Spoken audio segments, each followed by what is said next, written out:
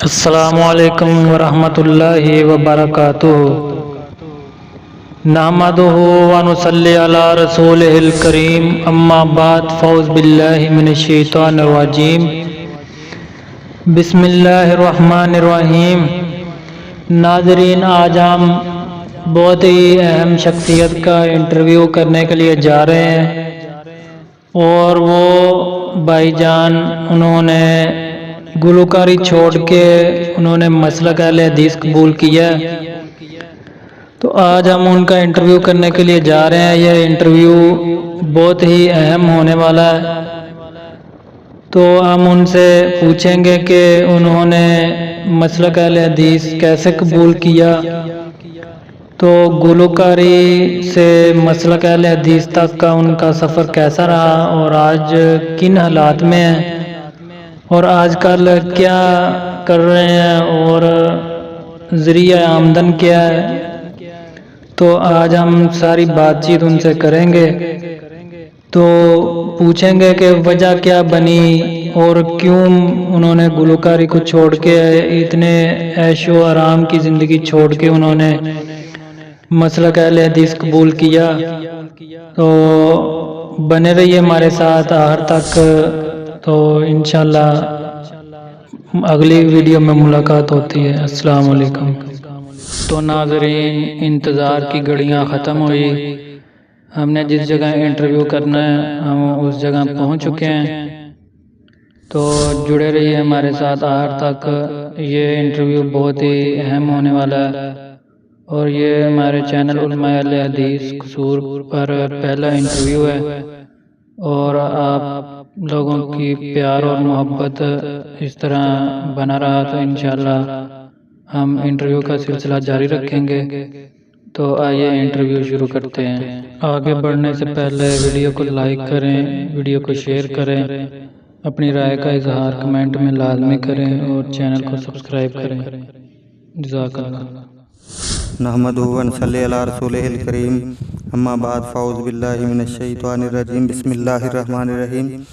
ناظرین اکرام، آج ہمارے ساتھ موجود ہیں جنہوں نے الحمدللہ مولانا منظور احمد صاحب شیر پاکستان ان کی تقریر پر اہل حدیث ہوئے تھے، اور اس سے پہلے گلوکاری کرتے رہے جناب حضرت مولانا غلام رسول تبانی صاحب۔ آج ہم ان کے پاس آئے ہیں، انہوں نے ہمیں اپنا دکھ سنایا ہے، تو آج یہ گھر سے بے گھر ہو گئے، اور مطلب اجاڑ بیابان میں جو ہے نا یہ پھر رہے ہیں۔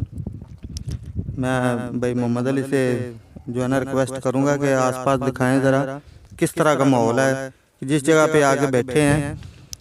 تو آج ہم ان سے پوچھتے ہیں کہ ہوا کیا ہے، کیونکہ ہمیں تو انہوں نے سارا بتایا ہے، یہ آپ کو بھی اپنی زبانی بتائیں گے کس طرح ان کو ان کے گھر والوں نے نکالا ہے، اور کوئی حصے وغیرہ کا چکر تھا۔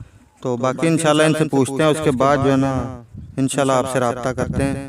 السلام علیکم۔ وعلیکم السلام۔ ہاں جی، کدھر پھر رہا جے تسی؟ مطلب کہ نورپور ہوندے سی، ہن تسی جڑا نا بزرگاں کول ایتھے آئے جے گیلاں دا تھاڑ دے قریب مستوار روڈ تے ایدی کی وجہ ہے؟ ਇਹ ਜੀ ਮਸ਼ੀਰਾ ਦਾ ਹੱਕ ਦੇਣਾ ਸੀ 2 ਮਰਲੇ ਵਾਲਦ ਔਰ ਵਾਲਦਾ ਨੂੰ ਦਿੱਤਾ ਸੀ, ਆਪ ਫੌਤ ਹੋ ਗਏ ਨੇ, ਤੇ ਦੂਜੇ ਭਾਈ ਜਿਹੜੇ 6 ਨੇ ਉਹ ਲਹਿਦਾ ਹੋ ਕੇ ਉਹਨਾਂ ਨਾਲ ਲੜ ਕੇ ਮਸ਼ੀਰਾ ਨਾਲ ਤੇ ਹਿੱਸਾ ਵਾਪਸ ਲੈਣਾ ਚਾਹੁੰਦੇ ਸਨ, ਤੇ ਮੈਂ ਇਸ ਹੱਕ 'ਚ ਨਹੀਂ ਸਹਾਂਗਾ। ਮੈਨੂੰ ਕਹਿੰਦੇ ਸੀ ਜੀ ਤੁਸੀਂ ਕਹੋ ਕਿ 2 ਲੱਖ ਰੁਪਈਆ ਦਿੱਤਾ ਅਸੀਂ ਜਗ੍ਹਾ ਵਾਪਸ ਲੈਣੀ, ਮੈਂ ਨਹੀਂ ਕਿਹਾ, ਇਹ ਤਾਂ ਮੇਰੇ ਖਿਲਾਫ ਹੋ ਗਿਆ। ਮਤਲਬ ਕਿ ਤੁਸੀਂ ਤੇ ਨਬੀ ਪਾਕ ਵਸੱਲਮ ਦੀ ਸੁਨਨਤ ਤੇ ਅਮਲ ਕੀਤਾ ਹੈ ਕਿ ਵੀ ਭੈਣਾਂ ਦਾ ਹੱਕ ਉਹਨਾਂ ਨੂੰ ਦੇਣਾ ਚਾਹੀਦਾ। ਹਾਂਜੀ ਬਜ਼ੁਰਗੋ, ਤੁਸੀਂ ਦੱਸੋ ਫਿਰ ਇਹਨਾਂ ਨਾਲ ਗੱਲ ਕਰਨੇ ਆ ਵੀ ਤੁਹਾਡੇ ਕੋਲ ਕਿਵੇਂ ਆਏ ਨੇ, ਕੀ ਮਾਮਲਾ? ਇਹ ਜੀ ਆਏ ਨੇ ਮੇਰੇ ਕੋਲ ਵਿਚਾਰੇ ਤੰਗ ਸਨ, ਕਿਰਾਇਆ ਦੇਣ ਤੋਂ ਵੀ ਤੇ ਖਾਣ ਪੀਣ ਤੋਂ ਵੀ ਤੰਗ ਸਨ, ਤੇ ਮੈਨੂੰ ਤਰਸ ਆਇਆ। ਮੈਂ ਯਾਰ ਮੇਰੇ ਕੋਲ ਪੁੱਤਰ ਆਇਓ ਨਾ, ਮੈਂ ਕਿਰਾਇਆ ਲੈਣਾ ਤੇ ਖੁਦਾ ਵਾਸਤੇ ਕਰਕੇ ਤੁਸੀਂ ਮੇਰੇ ਕੋਲ ਬੈਠੇ ਰਹੋ। ਇਹਨਾਂ ਦਾ ਮੈਂ ਭਲਾ ਕੀਤਾ ਹੈ ਇਸ ਗਰੀਬਾਂ ਦਾ, ਤੇ ਇਸ ਗੱਲੋਂ ਘਰੋਂ ਉਹਨੂੰ ਮਜਬੂਰੀ ਆਈ ਤੇ ਉਹ ਵਿਚਾਰਾ ਨਿਕਲਿਆ, ਤੇ ਮੈਂ ਇਹਨੂੰ ਗੱਲ ਨਾ ਲਾਇਆ, ਤੇ ਹੁਣ ਵਿਚਾਰਾ ਬੈਠਾ ਹੈ ਤੇ ਖਾਣ ਪੀਣ ਤੋਂ ਵੀ ਤੰਗ ਬਹੁਤ ਹੋਏਗਾ। ਬਜ਼ੁਰਗੋ ਤੁਸੀਂ ਆਪਦਾ ਪਹਿਲੇ ਨਾਮ ਤੇ ਦੱਸੋ। ਮਮਾ ਯੂਸਫ ਜੀ। ਕਿਹੜੀ ਜਗ੍ਹਾ? ਗੇਲਣ ਠਾੜ ਸ਼ਹੀਦਾਂ ਵਾਲਾ ਖੂਹ ਬਾਹਰ ਦੇ ਵਿੱਚ ਬੈਠਾ ਹੈ। ਮਤਲਬ ਕਿ ਨਾ ਤੁਸੀਂ ਇਹਨਾਂ ਕੋਲ ਕਿਰਾਇਆ ਲੈ ਰਿਹਾ ਜੇ, ਨਾ ਬਿੱਲ ਲੈ ਰਿਹਾ ਜੇ, ਬਿਲਕੁਲ। ਔਰ ਬਲਕਿ ਜਿਹੜੀਆਂ ਸਬਜ਼ੀਆਂ ਵਗੈਰਾ ਵੀ ਤੁਹਾਡੇ ਕੋਲ ਕਰੀਆਂ ਨੇ ਉਹ ਵੀ ਤੁਸੀਂ ਫ੍ਰੀ ਫ੍ਰੀ ਦੇ ਰਹੇ ਹਾਂ ਜੀ, ਇਹਨਾਂ ਨੂੰ ਸਬਜ਼ੀਆਂ ਵੀ ਫ੍ਰੀ ਦੇ ਰਹੇ ਹਾਂ। ਜੋ ਕੁਝ ਖਾਣ ਇਹਨਾਂ ਵਾਸਤੇ ਹਾਜ਼ਰ ਹੈ।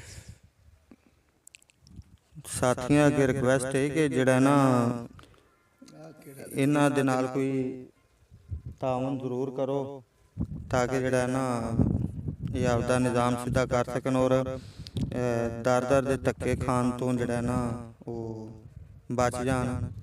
ਸਭ ਬਜ਼ੁਰਗੋ ਤੁਸੀਂ ਇਹਨਾਂ ਨੂੰ ਮਤਲਬ ਕਿ ਉਨੀ ਦੇਰ ਤੱਕ ਬਿਠਾਇਆ ਜਿੰਨੀ ਦੇਰ ਤੱਕ ਇਹਨਾਂ ਦਾ ਕੋਈ ਆਸਰਾ ਨਹੀਂ ਬਣ ਜਾਂਦਾ। ਬਿਲਕੁਲ ਜੀ, ਅੱਲਾਹ ਦੇ ਹੁਕਮ ਨਾਲ। ਸਾਡੀ ਉਹਨਾਂ ਮਤਲਬ ਕਿ ਸਾਥੀਆਂ ਅੱਗੇ ਇਹ ਰਿਕਵੈਸਟ ਹੈ ਕਿ ਕੋਈ ਬੰਦਾ ਇਹਨਾਂ ਨੂੰ ਮਤਲਬ ਕੋ 5 ਮਰਲੇ ਚਲੋ ਜਗ੍ਹਾ ਦੇਵੇ, ਮਸਜਿਦ ਦੇ ਨਾਂ ਤੇ ਦੇ ਦੇਵੇ, ਇਹ ਆਪਦੇ ਨਾਲ ਮਸਜਿਦ ਬਣਾ ਲੈਣ, ਨਾਲੇ ਉਹਦੀ ਖਿਦਮਤ ਕਰਨ ਦੇ ਨਾਲ ਆਪਦੀ ਰਿਹਾਇਸ਼ ਬਣਾ ਸਕਦੇ।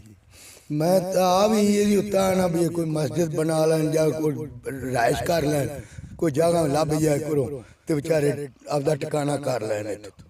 ਤੇ ਵੀ ਹੁਣ ਤਾਂ ਵਿਚਾਰੇ ਤੰਗ ਨੇ, ਖਾਣ ਤੋਂ ਵੀ ਤੰਗ ਨੇ। ਕਿਉਂਕਿ ਅਲਹਮਦੁਲਿਲਾ ਸਾਡੇ ਮਸਲਕ ਦੇ ਵਿੱਚ ਆਏ ਨੇ। ਔਰ ਕਿੰਨੇ ਸਾਲ ਹੋ ਗਏ ਤੁਹਾਨੂੰ? 8 ਸਾਲ ਗਲੂਕਾਰੀ ਕੀਤੀ। ਨਹੀਂ ਹੁਣ ਕਿੰਨਾ? 24-25 ਸਾਲ ਹੋ ਗਏ। ਇਹ ਮਾਸ਼ਾਅੱਲਾ ਤਕਰੀਬਨ 25 ਸਾਲ ਹੋ ਗਏ ਨੇ ਤੇ ਦੁਬਾਰਾ ਵੀ ਗੁਲੂਕਾਰੀ ਦੀਆਂ ਆਫਰਾਂ ਆਈਆਂ ਨੇ ਲੇਕਿਨ ਇਹਨਾਂ ਕਬੂਲ ਨਹੀਂ ਕੀਤੀਆਂ। ਸਿਰਫ ਕੀ ਹੈ ਕਿ ਇਹਨਾਂ ਨੇ ਕਿਹਾ ਕਿ ਮੈਂ ਹੁਣ ਜਿਹੜਾ ਮੇਰਾ ਜੀਣਾ ਮਰਨਾ ਮਸਲਕ ਅਹਿਲ ਹਦੀਸ ਵਾਸਤੇ ਆ। ਤੇ ਮਾਸ਼ਾਅੱਲਾ ਜ਼ਿਲ੍ਹਾ ਕਸੂਰ ਦੇ ਅੰਦਰ ਵੀ ਜਿਹੜਾ ਨਾ ਬਹੁਤ ਜ਼ਿਆਦਾ ਲੋਕ ਨੇ ਅਲਹਮਦੁਲਿਲਾ ਜਿਹੜੇ ਇਸ ਚੀਜ਼ ਨੂੰ ਸਮਝਦੇ ਨੇ ਔਰ ਉਹ ਹਸੀਅਤ ਰੱਖਦੇ ਨੇ ਇਸ ਚੀਜ਼ ਦੀ ਕਿ ਉਹਨਾਂ ਨੂੰ ਕੋਈ 5 ਮਰਲੇ ਜਗ੍ਹਾ ਦੇ ਸਕਦੇ ਨੇ ਤਾਂ ਕਿ ਇਹ ਉੱਥੇ ਮਸਜਿਦ ਵੀ ਬਣਾਵਣ, ਆਪਦੀ ਰਿਹਾਇਸ਼ ਵੀ ਬਣਾਵਣ ਔਰ ਇਨਸ਼ਾਅੱਲਾ ਮਸਜਿਦ ਦਾ ਨਿਜ਼ਾਮ ਵੀ ਸੰਭਾਲਣ ਦੇ ਔਰ ਜਿਹੜਾ ਨਾ ਤਾਂ ਕਿ ਇਹਨਾਂ ਦੀ ਰਿਹਾਇਸ਼ ਵੀ ਉੱਥੇ ਬਣ ਜਾਵੇ ਔਰ ਇਹਨਾਂ ਦਾ ਨਿਜ਼ਾਮ ਵੀ ਚੱਲਦਾ ਰਹੇ। ਦਰ ਧੱਕੇ ਖਾਣ ਤੋਂ ਜਿਹੜਾ ਨਾ ਇਹ ਬਚ ਜਾਣਗੇ ਕਿਉਂਕਿ ਉਹਦੀ ਵਜ੍ਹਾ ਹੈਗੀ ਏ ਕਿ ਅਲਹਮਦੁਲਿਲਾ ਸਾਰਾ ਕੁਝ ਛੱਡ ਛਡਾ ਕੇ ਸਾਡੇ ਮਸਲਕ ਦੇ ਵਿੱਚ ਆਏ ਨੇ।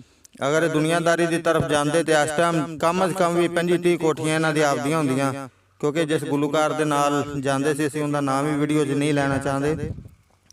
ਤੇ ਸਾਨੂੰ ਚਾਹੀਦਾ ਕਿ ਅਸੀਂ ਰਲ ਮਿਲ ਕੇ ਸਾਰੇ ਸਾਥੀ ਜਿਹੜਾ ਨਾ ਉਹ ਇਹਨਾਂ ਨਾਲ ਤਾਵਨ ਕਰੀਏ। ਕੋਈ ਵੀ ਸਾਥੀ ਜਿਹੜਾ ਵੀਡੀਓ ਦੇਖ ਰਿਹਾ ਹੈ ਕੋਈ 5 ਮਰਲੇ ਜ਼ਿਆਦਾ ਨਹੀਂ ਤੇ 5 ਮਰਲੇ ਜਗ੍ਹਾ ਜਿਹੜਾ ਨਾ ਉਹ ਇਹਨਾਂ ਨੂੰ ਦੇ ਦਿਓ ਤਾਂ ਕਿ ਉੱਥੇ ਆਪਦਾ ਨਿਜ਼ਾਮ ਸੰਭਾਲ ਸਕਣ। ਚਾਚਾ ਅੱਗੇ ਰੋਜ਼ਿਆਂ ਦਾ ਮਹੀਨਾ ਆ ਰਿਹਾ, ਉਹਦਾ ਕੀ ਤੁਹਾਡੇ ਕੋਲ ਬੰਦੋਬਸਤ ਹੈ, ਕੀ ਨਿਜ਼ਾਮ ਹੈ, ਕਿਸ ਤਰ੍ਹਾਂ ਗੁਜ਼ਾਰਾ ਕਰ ਰਹੇ? ਜੀ ਅੱਲਾ ਨੇ ਰੋਜ਼ੇ ਰਖਾਣੇ ਨੇ।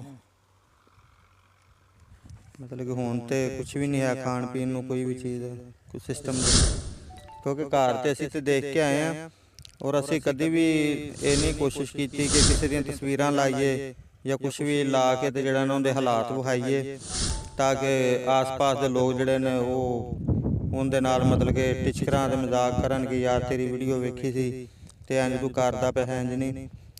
ਠੀਕ ਹੈ ਕੁਝ ਲੋਕ ਕਰਦੇ ਨੇ ਕਿ ਜਿਹੜੇ ਵੀਡੀਓ ਵਗੈਰਾ ਦੇ ਵਿੱਚ ਦਿਖਾ ਦਿੰਦੇ ਨੇ ਵੀ ਇਹਨਾਂ ਦੇ ਕੀ ਹਾਲਾਤ ਨੇ ਲੇਕਿਨ ਸਾਡਾ ਜ਼ਮੀਰ ਨਹੀਂ ਮੁਤਮਿਨ।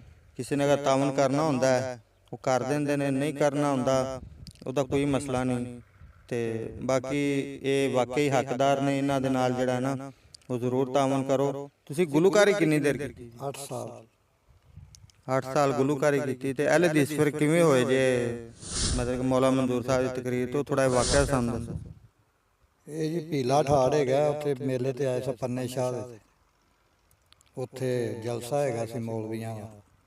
ਹਜ਼ਰਤ ਮੌਲਾਨਾ ਸ਼ਰੀਫ ਸਾਹਿਬ ਰਹਿਮਤੁल्लाह अलैह ਔਰ ਮੌਲਾਨਾ ਪਸੂਰੀ ਸਾਹਿਬ, ਮੌਲਾਨਾ ਮਨਜ਼ੂਰ ਸਾਹਿਬ ਦਾ ਜਲਸਾ, ਇਹਨਾਂ ਦੀ ਤਕਰੀਰ ਮੈਂ ਸੁਣੀ ਤੇ ਆਏ ਦੀ ਸੁਣਿਆ।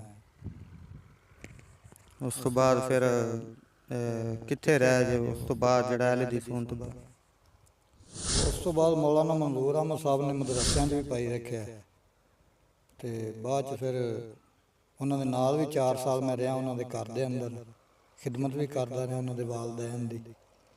ਤੇ ਬਾਅਦ 'ਚ ਫਿਰ ਮੇਰੀ ਸ਼ਾਦੀ ਹੋ ਗਈ, ਬਾਅਦ 'ਚ ਫਿਰ ਉਹਨਾਂ ਮੈਨੂੰ ਭੇਜ ਦਿੱਤਾ, ਬਾਅਦ 'ਚ ਫਿਰ ਘਰ ਹੀ ਰਿਹਾ। ਤੋਂ ਜ਼ਾਹਿਰੀ ਗੱਲ ਹੈ ਘਰ ਦੇ ਨਿਜ਼ਾਮ ਹੁੰਦੇ ਉਹਨਾਂ ਦੇ ਮਾਸ਼ਾਅੱਲਾ ਆਪਦੇ ਵੀ ਘਰ ਦੇ ਬੜੇ ਖੁੱਲੇ ਨਿਜ਼ਾਮ ਨੇ।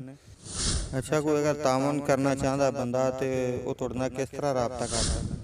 ਮਿਲ ਵੀ ਸਕਦੇ ਨੇ ਇੱਥੇ ਗੇਲਣ ਠਾੜ ਆ ਕੇ ਆਪਾਂ ਗੇਲਣ ਫੁੱਲਾਂ ਦੀ ਮੰਡੀ, ਇਹਦੇ ਨਾਲ ਹੀ ਖੂਹ ਹੈਗਾ ਮਾਸ਼ਾਅੱਲਾ ਸ਼ਹੀਦਾਂ ਵਾਲਾ ਖੂਹ, ਮੁਹੰਮਦ ਯੂਸਫ ਉਹਨਾਂ ਦੇ ਕੋਲ ਬੈਠੇ।